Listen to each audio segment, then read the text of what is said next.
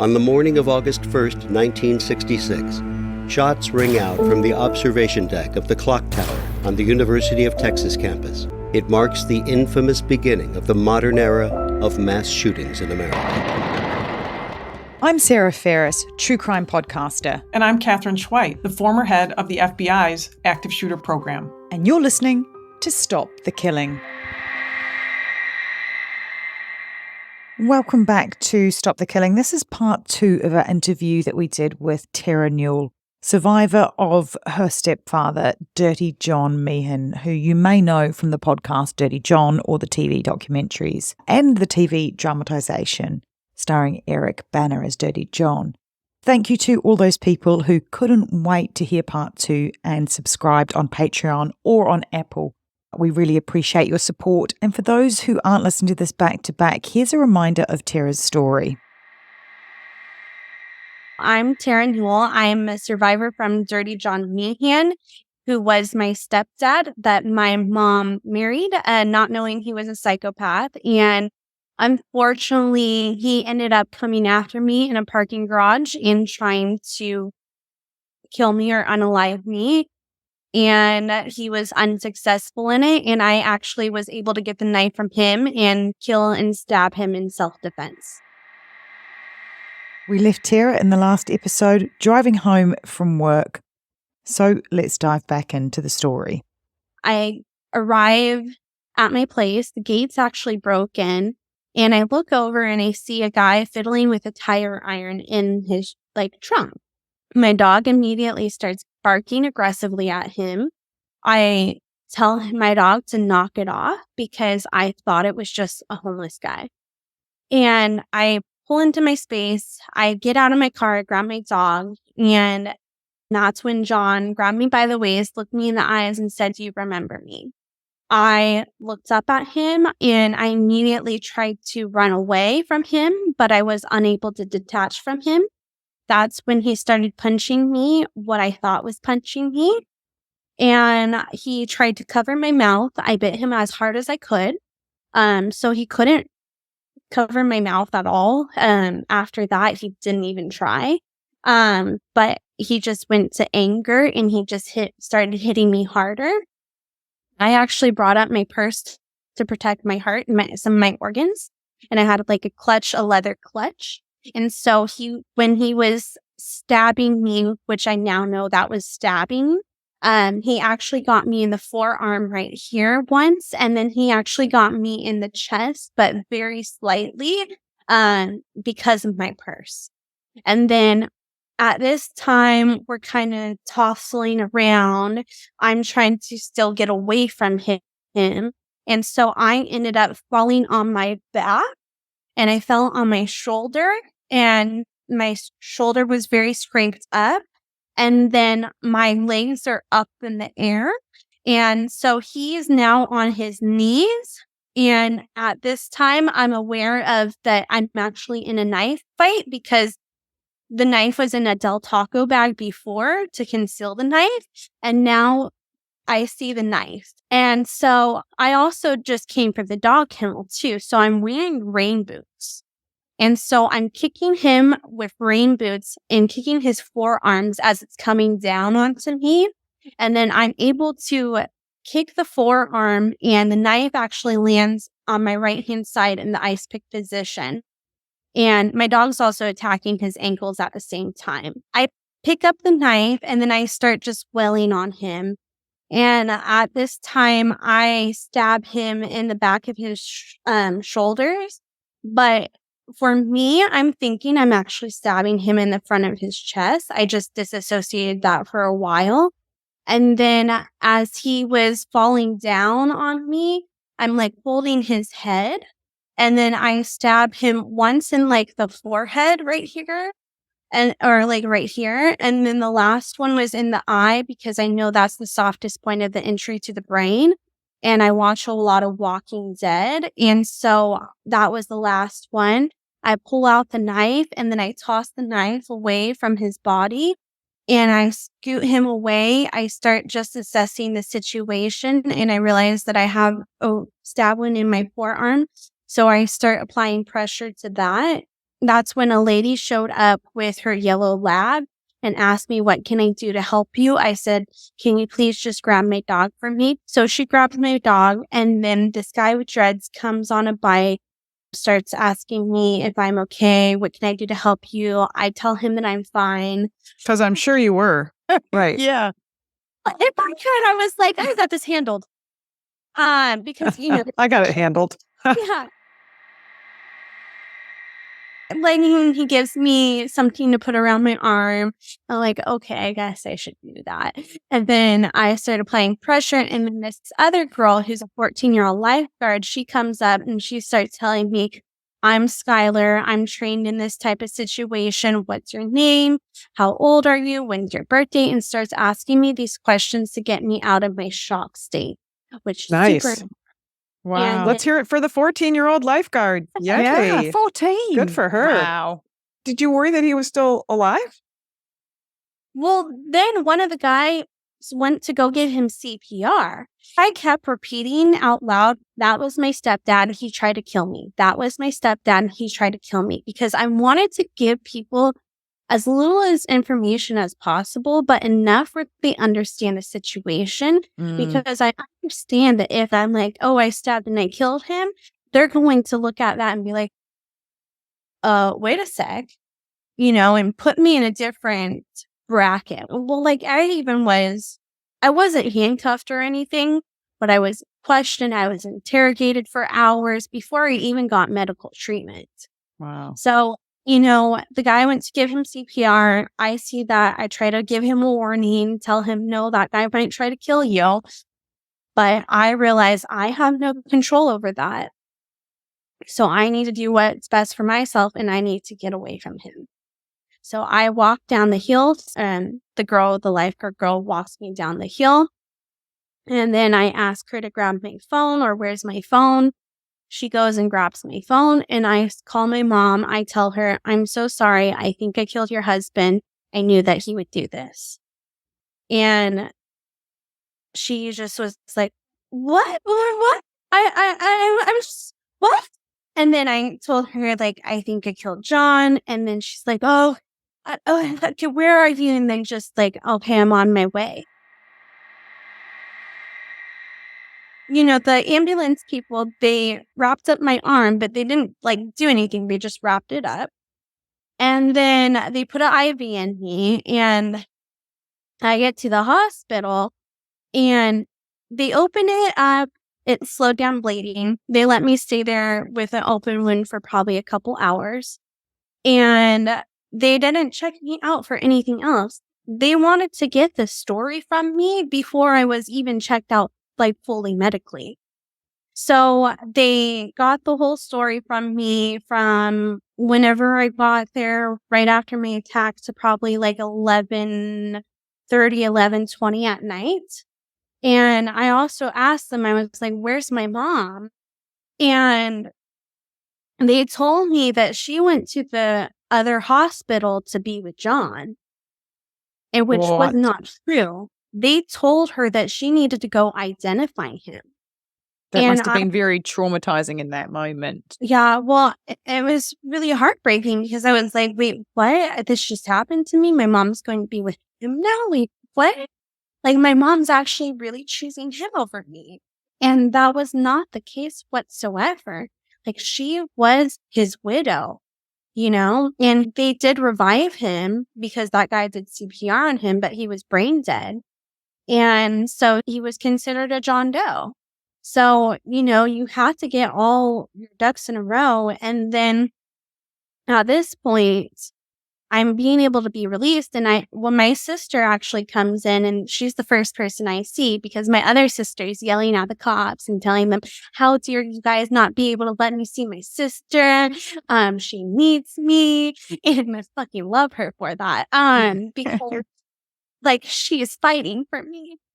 And I literally, I see my sister, then I start to see everyone, and then I'm changing my clothes. And as I'm changing my clothes, I realize I have another stab wound. Oh my. That's when you see the one in your shoulder? One in my chest. Kind of in your chest area, yeah. And because of the spot where it's at and everything, they're like, okay, let me check this out. And then they're like, okay, we need to bring you to the trauma unit, actually. And this hospital isn't equipped for that. So I then switch over to the trauma unit. And that's actually when it became even more traumatizing for me, because I went to the trauma unit and they start touching me and just making sure that I'm not stabbed anywhere.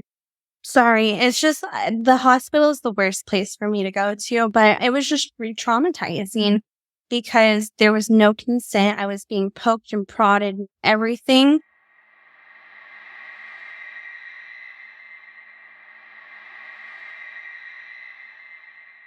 I think you did an amazing job of fighting for yourself. Did you surprise yourself? I don't know, to be honest, because like I felt like in moments like, oh, I'm feisty, I'm a badass, you know what I mean? But Yeah. there's moments where I thought, no matter how much I hate this person, I never wish harm onto anyone else. Right. I imagine that's something too that you've had your share of counseling for it in one way or the other, which is important, to work through however you choose to work through it, to work through the idea that you did something that isn't really in your nature to do.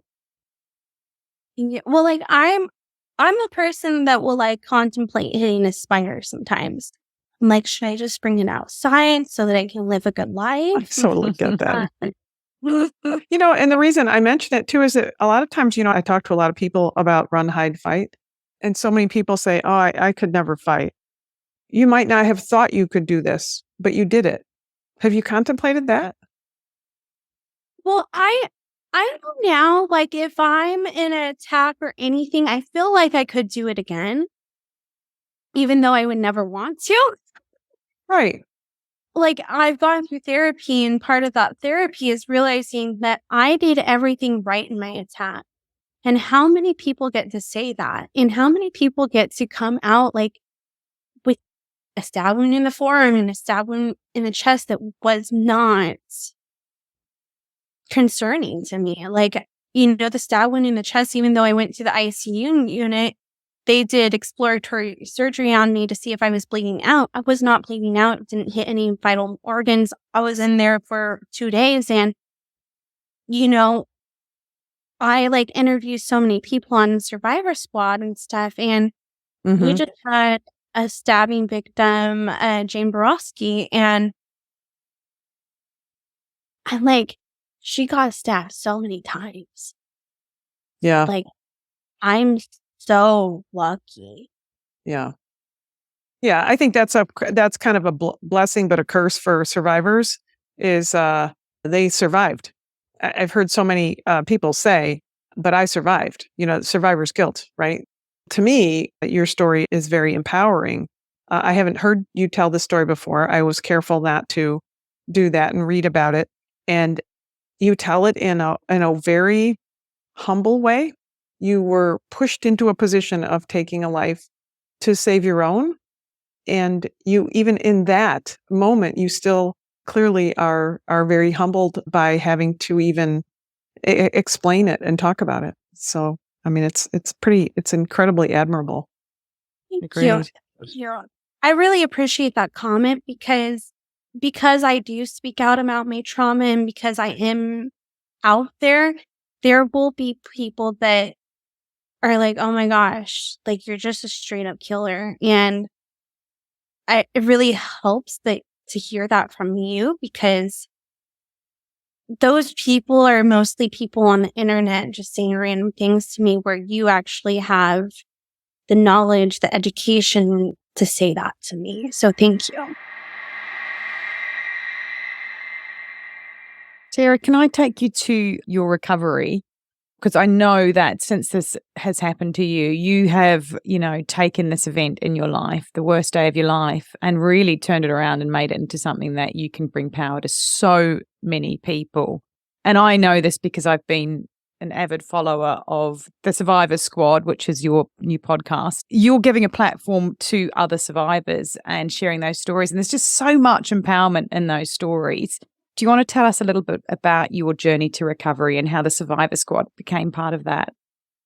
Yeah, so I had to get to a place in my own journey where I could honestly take on other people's trauma because, when the plane's going down, you have to put the mask on yourself first and then the mask on someone else. So, even with Survivor Squad too, we take different times to interview survivors. Like we're like, okay, we're in a great state now.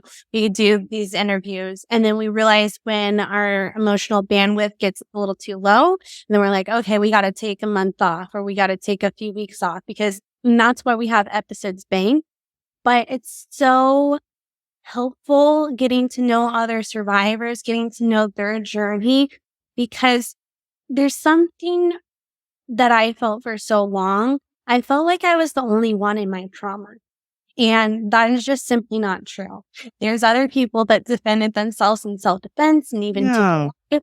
There's other people out there with crazy true crime stories, con artist stories, and we're all in it together because we're all on this healing journey, and trauma is trauma. I know that you are going to be at CrimeCon coming up and we're going to meet in person. And I can't tell you how excited I am because we've been talking for a while now. So I'm really excited to meet you there. Tell us where we can find all things Terra Newell and the Survivor Squad. Well, I'm excited to see you there too. You can find me anywhere on all platforms. Terra Newell, TerraNewell.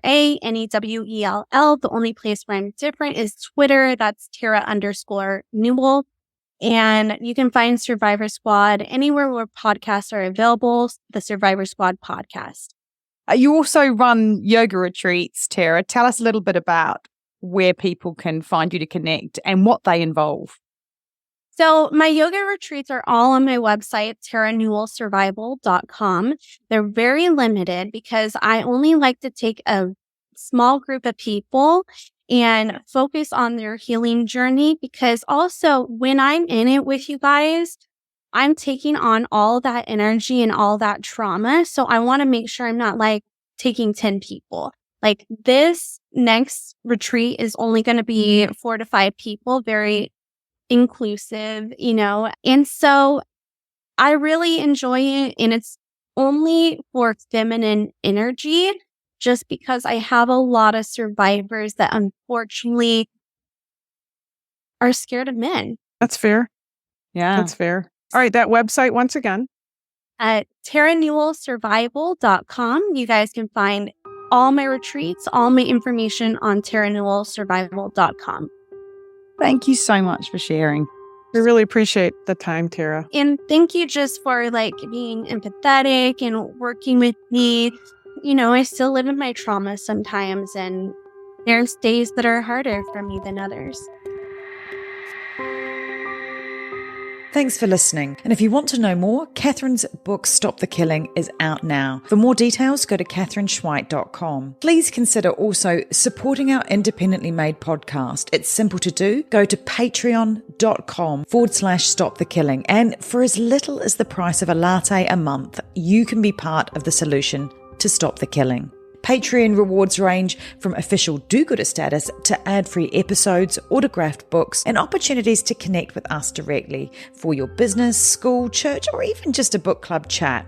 But just knowing that you are part of a movement that has the power to make your community safer, well, that's got to taste better than a skinny cappuccino any day. So please head to patreon.com/Stop the Killing now and polish off your do-gooder halo, and make sure to include your name so we can give you a shout out. This podcast is a community podcast production. That's con with an N. If you want more content, then head over to Community Podcast at Instagram, where you'll find trailers on more binge-worthy true crime, like the award-winning podcast Conning the Con. And check out our show notes for all the links mentioned. Finally, if you want one takeaway action that you can do right now that can help make our community safer, please share, rate and review this podcast wherever you listen. Everybody needs to know that they hold the keys to see something and say something. Together, we can stop the killing. It's one of those things you hope never happens, but you better train for it, because it will happen, and it will happen in places you wouldn't expect. Be ready for it.